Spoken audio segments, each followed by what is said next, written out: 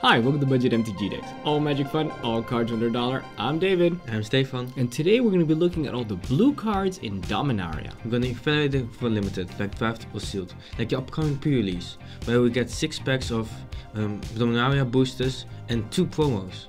Yeah, and we're going to be evaluating these cards according to our 3-tiered system. Now, tier 1 cards, these are our bombs and our unconditional removal. These are essentially the cards that are going to be winning us the game. Our tier 2 cards are really good. If we got a couple of these in this color, it pushes us into that color, and otherwise, if we're already in that color, a tier 2 card would be an auto include. The tier 3 cards, those are the filler cards. If we need to smooth out our mana curve, we're missing some drops, we're going to be looking at this section. And finally, the rest of the cards are either bad or too situational, so those cards, we're going to put those aside. Without further ado, let's get started with all the common cards. The first of our blue cards is Arcane Flight. For a single blue, it's an aura, which gives enchanted creature +1/+1 and flying. Now, regardless of how awesome the art is, because it just looks, I mean, I've got cats, as you've seen, and I can attest that the cats would definitely go after the parakeets if given the ability to fly. But let's just look at it from a strictly magic, technical standpoint. Usually we don't like auras, and we would say put this card aside. However, this is once again an exception. I think we're going to put this in tier 3 as a filler card. Why? Because number one, it gives evasion, which is really nice. We've seen cards which give, for example, menace before being very strong as auras, winning games. This is even better, giving creature flying. It actually boosts the power and the toughness, which means it's going to become much of a greater threat in the air. And finally, it is only a single blue mana, so the mana investment is also tiny, which means it can come in super early, gives your, let's say your 2/2 turns it into a 3/3 flyer, which is going to be doing a lot of work, or late game when there's a board stall, no one can really be doing anything, you're just going to pop this onto your biggest thing and then start swinging the game in your favor. So actually, I would say tier 3, see if you can put it in there as a filler card. Yeah, because it's good early game, it will pump your small creature up, which will actually be a big creature in the air. And then late game, you get so much more value because your bigger creatures, nothing will gonna stop it. Yeah. Opt. 1 blue, instant, scry 1, and look at the top card of your library. You may put the top card on the bottom of your library, and then draw a card. 1 mana, replace itself, it looks at the next card. If you don't want it, then you draw the card after that. It's really good when you're searching for something, so removal or your bomb. Tier 2, I'm always going to play this. Yeah, exactly. You do, in limited, you're going to have less good cards than, for example, say in constructed, so it makes it so much better to have cards that allow you to dig through that chaff that you don't want and get to the really good stuff. Next card is Rescue. For a single blue, it's an instant. We're going to return target permanent you control to its owner's hand. We understand why it's in there. It's a kind of card that you can protect your bomb with, but it is so limited in what it does, and there's so many scenarios where you don't want it, you can't use it, and it's simply a dead card. So we suggest, you know, if you want to protect your bomb, just there's way better options, and frankly, you probably shouldn't be protecting your bomb. You should probably be getting other cards that help you out, not this card. So just put it aside.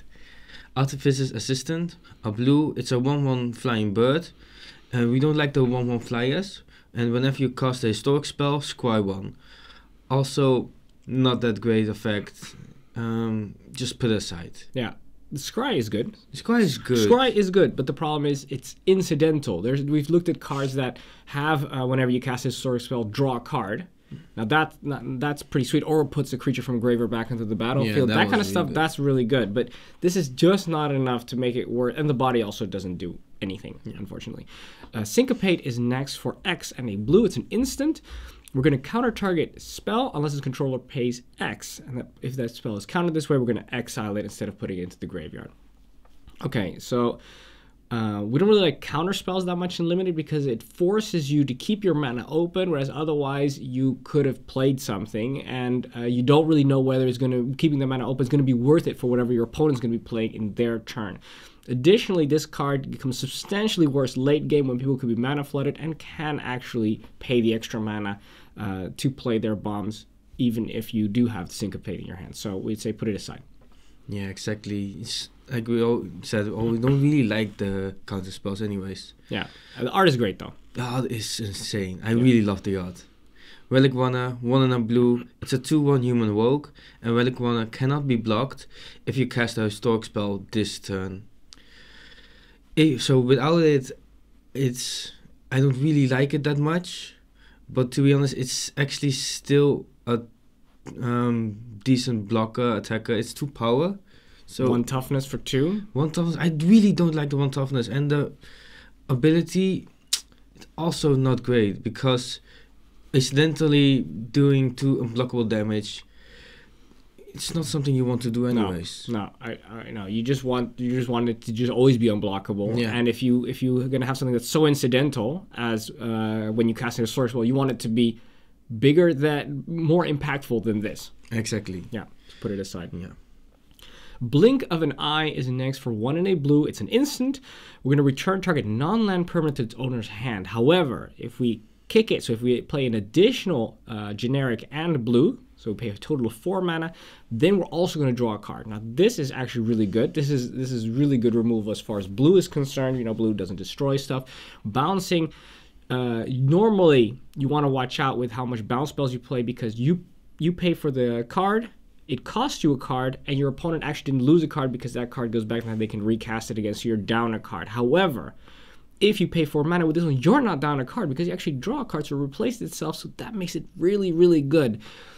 Always try and play this for 4 mana if you can, but sure, it could be sometimes you could be in an emergency, somebody's attacking you with it, and you might lose, and then you could return that bomb back to your opponent's hand for 2 mana. But in essence, you always try and play for 4, tier 2. Yeah. Fordelian Arcanist. 1 and a blue. It's a 1/3 merfolk wizard. Like we said, 2 mana, 1/3s. I already like that. And you can tap to add a colorless, and you can only spend this mana to cast an instant or sorcery spell. That's not really that relevant, but for the body, it's already tier 3. Yeah, just see it as a filler, and yeah, your removal is going to be in instant and sorceries, so yeah, sometimes being able to cast that removal piece a little bit easier is nothing to sniff at. Next, Academy Drake for 2 and a blue. So for 3 mana, we get a 2/2 flyer. I already love that. 2/2 flyer for 3 is a really good deal. Comes in super early, does a lot of work. White sometimes has this stuff as well. Great. These cards do win games. Seem innocuous, but very powerful. However, it's also got Kicker 4, so when we cast it, we could instead pay 7 mana rather than just 3, and then it's going to come in with an additional 2+1/+1 counter. So if we play it for 7 mana, it's going to be a 4/4 flyer, and that is huge. Awesome. The reason why this card is so awesome is because it's good early, comes in turn 3, it's a good flyer, but late game, it's even better. So it also has a function late game, which is, of course, makes it extra versatile. So tier 2. Yeah, just a 4/4 flyer. Barely anything can stop it. True. Tolarian Scholar, 2 and a blue. It's a 2/3 human wizard. For that body, it's already tier 3. I like it. Yeah, I really like our 2/3s because they're so good at stopping your opponent attacking with 2/2s. Yeah. Divination is next for 2 and a blue, so for 3 mana, it's a sorcery, and allows us to draw 2 cards. It's a filler card. Once again, as we saw already, Scry is good because it allows us to dig. Divination also allows us to dig, gives us a card, gives us an extra card in essence. The reason why Divination we would include rather than some of the more expensive draw spells is because early game it allows us to, well, maybe if we need a land or something, like it allows us to dig for that, but late game it also allows us to draw the cards and maybe play something else on top of that if we've got the extra mana. Yeah, I think that's really important that you can still do something late game when you draw this, so it's not really a dead card. Befuddle, 2 and a blue, instant, target creature gets -4 and -0 until end of turn, and draw a card. I don't like this one because what I like about my combat tricks is that I pump my creature's power or pump my creature's toughness, and these do neither of them, so just put it aside. Yeah, you may think, oh, but it replaces itself, but what it does is just not good enough to warrant and the inclusion of the card in your deck, which means you're not putting in something else, and of course you still gotta keep that 3 mana open. Yeah, because I really like it when I can trade up to with a lot bigger creature, and here I can't really trade up because a bigger creature will still have a lot of toughness. Yeah, true. Then we move on to Unwind for 2 and a blue. It's an instant, and we're going to counter target non-creature spell and then untap up to 3 lands. Now, in Commander, I can see everybody loving this card. It's going to do a lot of work. However, we're talking about limited right now, and once again, those counter spells, we already don't like the 3 mana counter spells that counter anything. This one, only non-creature spell. I think it's just too situational. We're going to put that one aside. Yeah, exactly. Deep Freeze. 2 in a blue, enchantment aura, an enchant creature. Enchant creature gets base power, toughness 0/4, and its defender loses all other abilities and it's a blue one in addition to its other colors and types. For 3 mana, you're gonna get rid of anything. It will be a 0/4 blocker, but to be honest, do you really care when the biggest thing that's been attacking you becomes a wall? And I don't think so. I mean, at one point you'll get over that wall anyways, and then you start attacking in life. It's disabling the biggest thing, and that's so good. So Yeah. Tier 1. And even if you don't get over it, let's say with, for example, flying, and you can still attack with, let's say, multiple creatures, and they can every time block one of those, but the rest is going to get through. So yeah, you don't even need to have anything with power 4 or greater being able to attack through it, because, you know, as long as you got a little bit more numbers than they have blockers, you can still always end up ahead. Murud Explorer is next for 3 and a blue, so we got a 4/4. So for 4 mana, getting a 3/3, I'm already happy with that. That's a great body.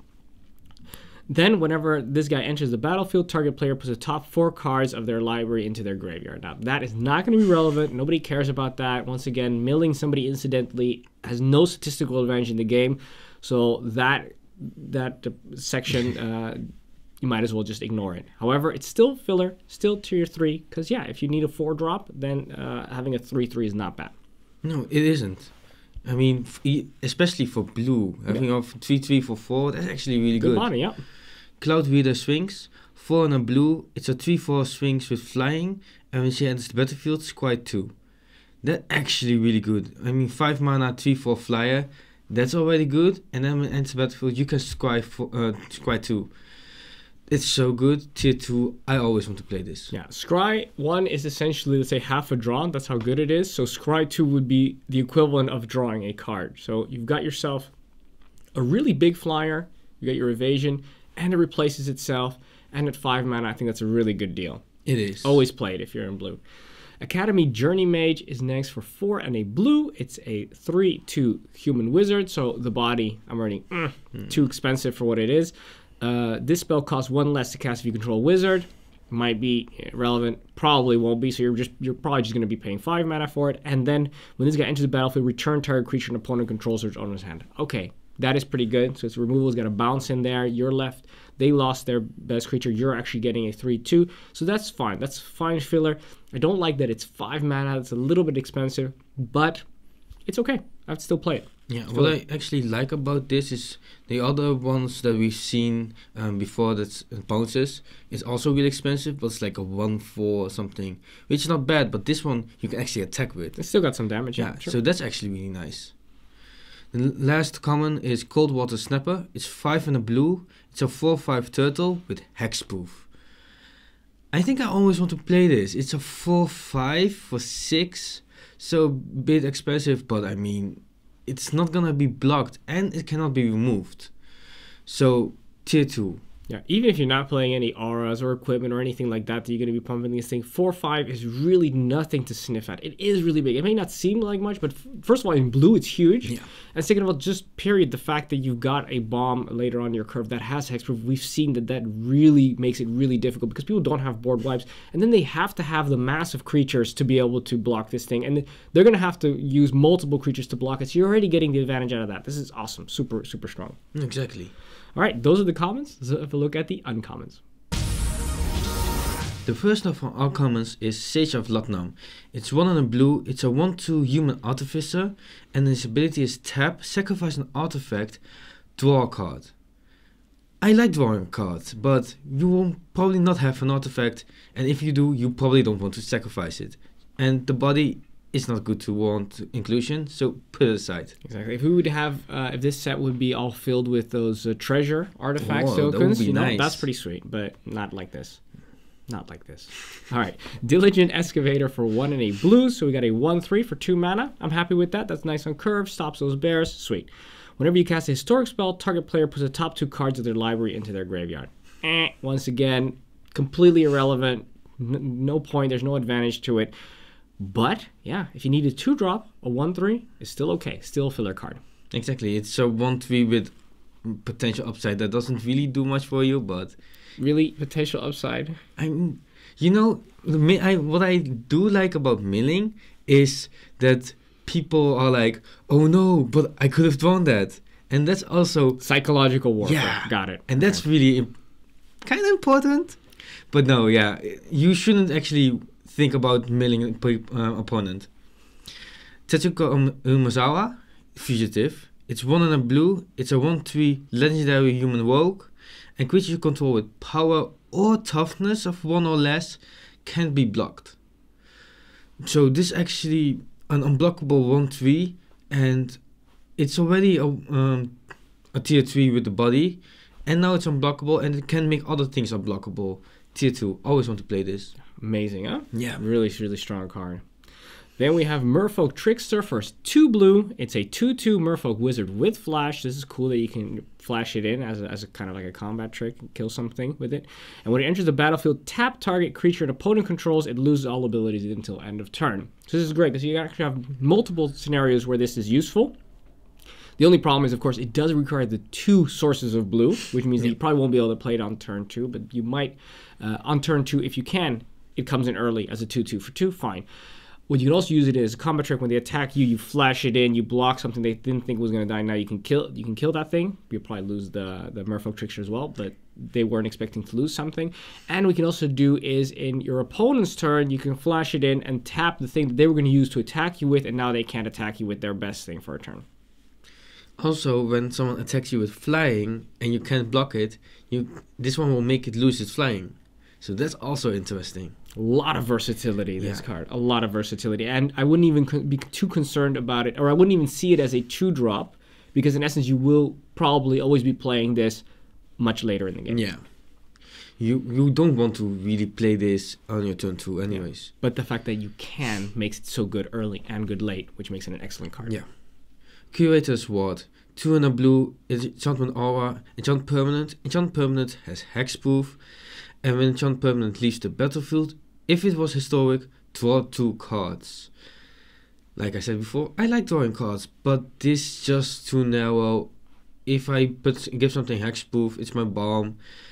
But is that really once that the 3 mana and the card? I don't think so. Put it aside. Yeah. Next card, Wizard's Retort for 1 and 2 blue. It's an instant, and we're going to be able to counter target spell. But this spell costs 1 less if you control a wizard. So it's going to be just a regular counter spell in essence. Once again, we don't really like the counter spells. Even if you are heavy on wizards, still not really great because you have to keep that mana open. So it's also put this one aside. Yeah, exactly. So the next one is Time of Ice. It's 3 and a blue, it's a saga, and when it enters the battlefield, tap target creature opponent controls. It doesn't untap during its control's untap step for as long as you control Time of Ice. And then the next turn, we do that again. And then third turn, return all tapped creatures to their owner's hand. So that's really good because that means that they don't want to attack before this one on the third turn. But also you can get rid of the two biggest things on the first 2 turns. And that's really important. I think I always want to play this. This is excellent removal. It's Excellent removal for 2 for 4 mana. It's definitely tier 2. Yeah.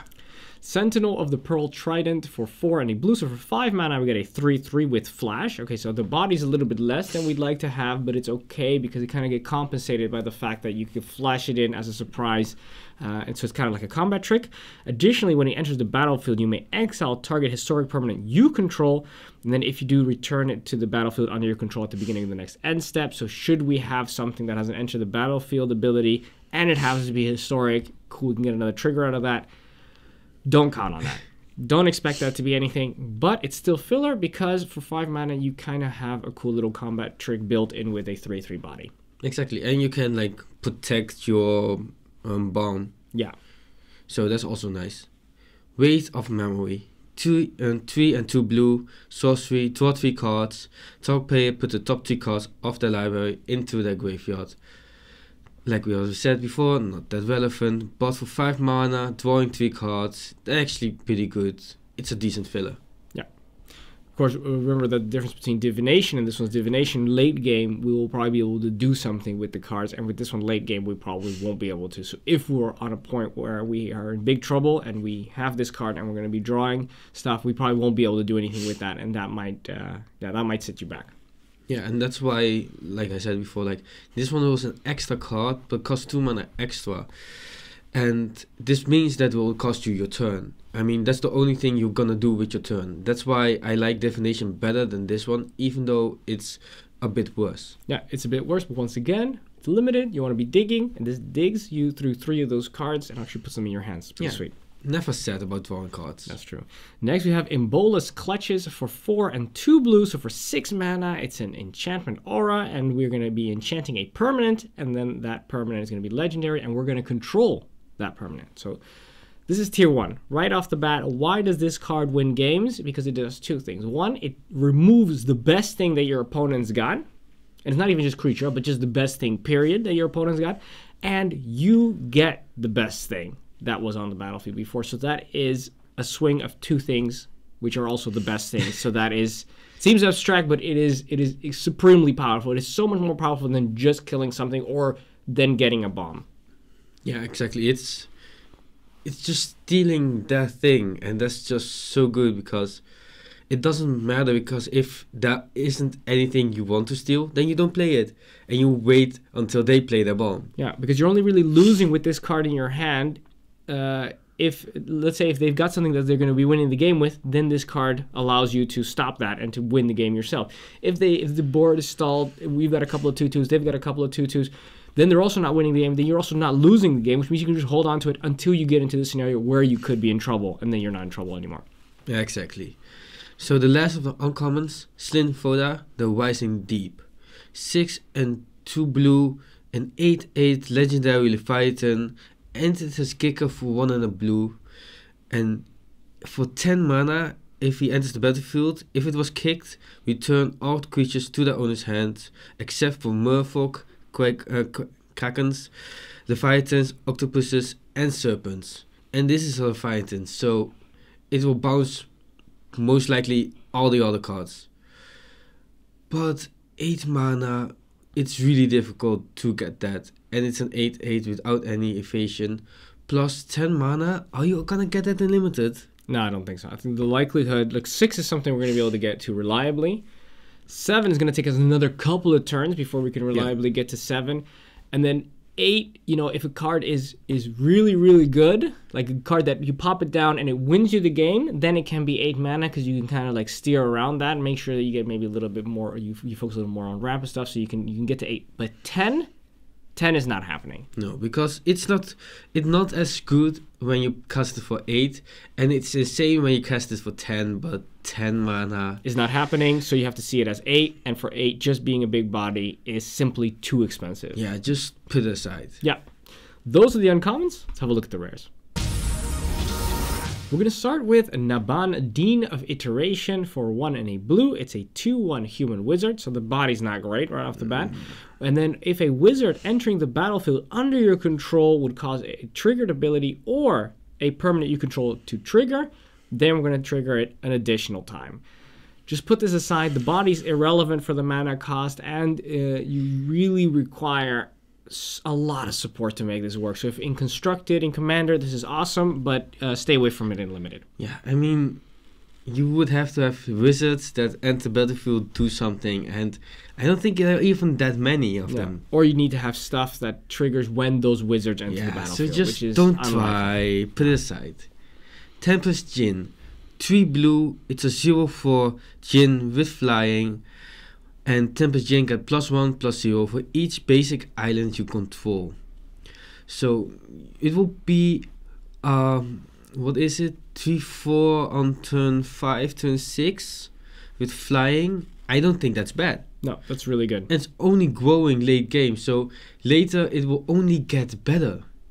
The only thing is that we have a couple of non-island, non-basic island cards later in the review. You have to watch out because they don't count. Yeah, even the blue one is not an island. So even if you have like 3 blue, you have to watch out how many basic islands you actually have. Yeah. It's important to note that we've of course looked at the white card of this, the white version of this one, which is 3 white, and then it's a 3/3 that gives all your creatures +1/+1. So why is that one a put aside card, and why is this one all of a sudden tier 2? Well, they're both equally difficult to cast, so we can just assume that we're going to be playing both of them in 2 colors, and they come in around turn 6, let's say, reliably. Now, the difference is that on turn 6, you get a 3/3 body. That is not, for the white one, that is not amazing. That's not going to do anything. And the +1/+1 is only really good if you have a large army. You know, just if you have just another 2/2, then all of a sudden you got 2 3/3s for 6 mana. And you already had to have, that's still the 2/2 that you had that. So that's not winning you any games. But this one, if you put it down on turn 6, and it does happen to be a 3/4 or a 4/4 flyer, that all of a sudden is winning you the games, because now it's got evasion, it's hitting in the air.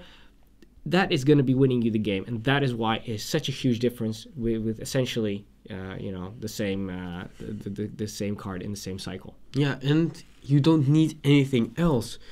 The white one needed other creatures, and that doesn't need anything else. It's just good on its own, and it's a better body on its own. Yep.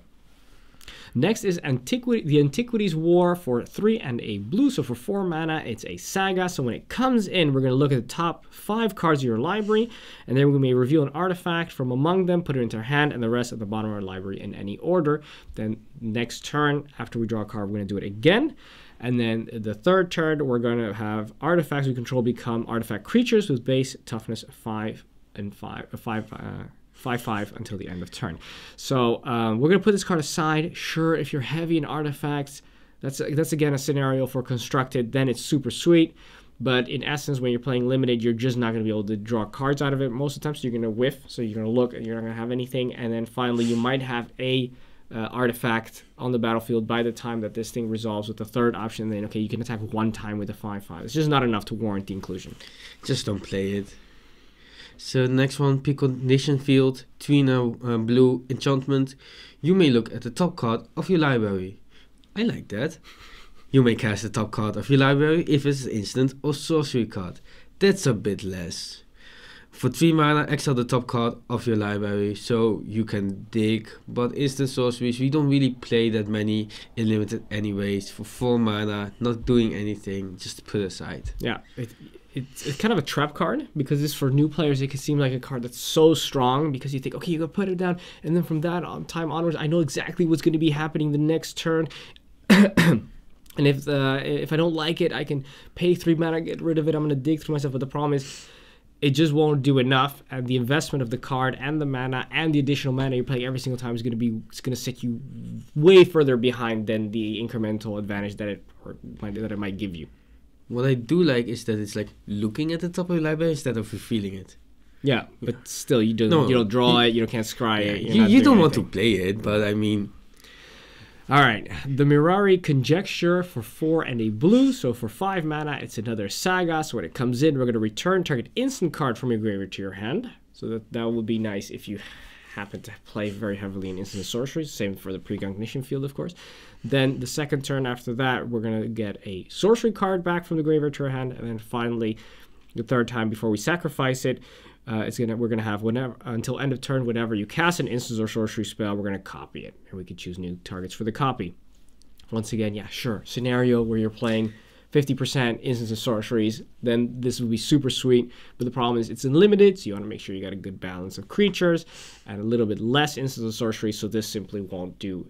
You won't be able to guarantee that you've got it, that it'll do anything of value. So we're gonna put that one aside. Yeah.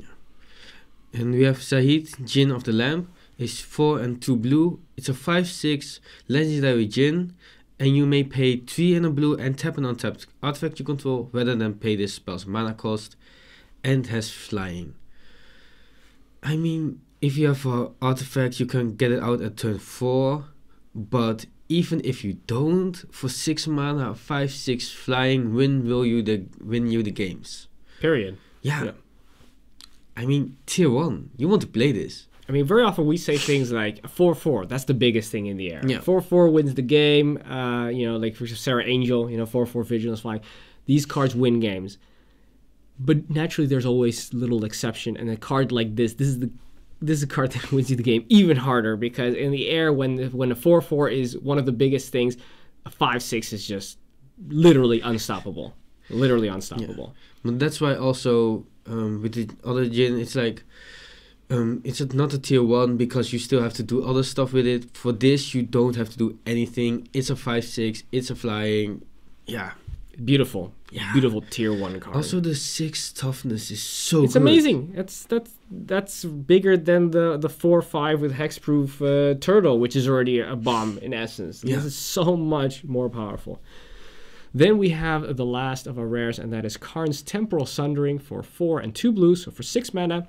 It's a legendary sorcery. Now, with legendary sorceries, we need to have a legendary creature or planeswalker on the battlefield under our control to be able to cast this to begin with. So it better be really good. What does it do? Target player takes an extra turn after this one. That's cool. And return up to 1 target non-land permanent to its owner's hand. And then we're going to exile this card. Okay, so the effect is incredibly powerful. We're getting an extra turn. We're going to set them back. It would completely bring us back into the game. But that's kind of the same idea as with the board wipe. You know, we kill all the non-legendary creatures. But the problem is there's just so many scenarios where you won't be able to play this. And then if this is, your 6-drop, if this is something which is going to be winning your game, this is kind of your bomb, kind of the idea.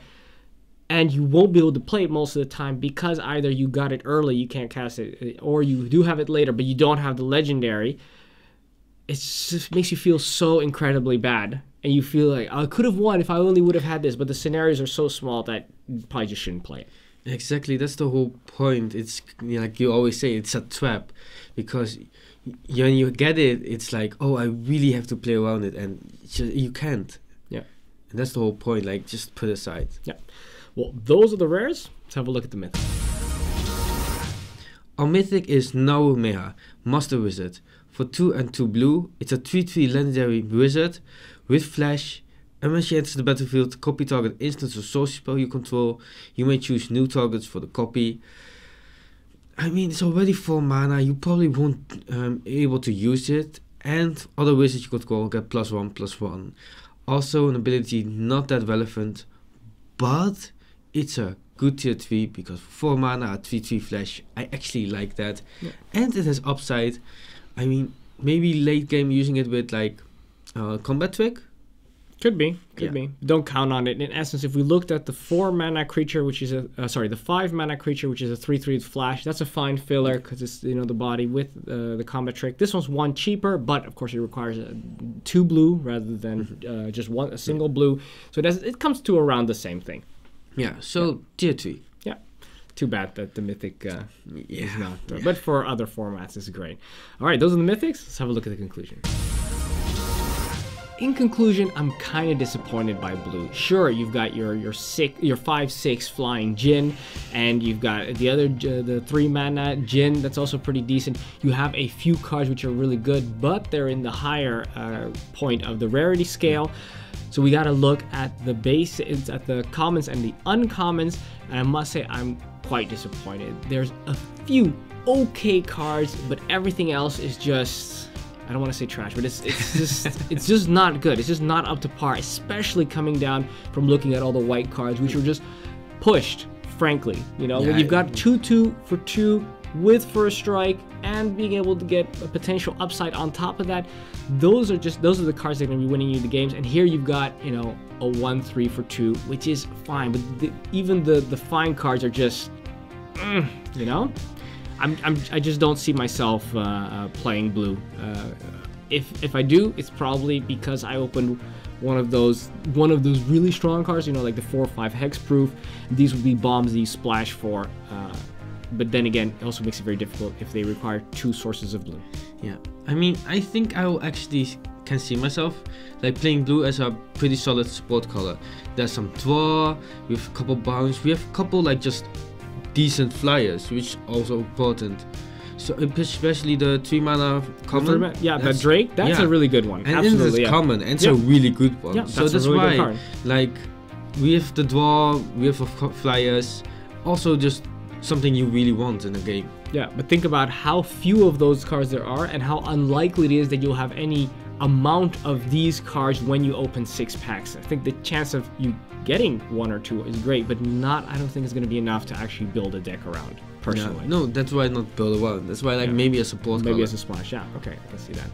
Alright, now we'd like to remind you guys that if you do like these videos that we're making, you can support us by heading over to patreon.com/budgetmtgdecks. For as little as $1 a month, you can help us make more videos, and we really appreciate it. So thanks to all our current patrons. Also, join us on Facebook, Instagram, and Twitter. And if you want to get in touch with us, you want to talk to us about our opinions, you want to say that we're right, you want to say that we're wrong, that's of course way more fun. You want to tell us that we're wrong, head on over to one of the socials and talk to us there. Also join us here, subscribe to our YouTube channel for the most powerful decks and advice everyone can afford, and also don't forget to hit the little bell button so you get notified when a new video comes out. That's it, thanks for watching. I'm David. I'm Stefan. This was Budget MTG Decks.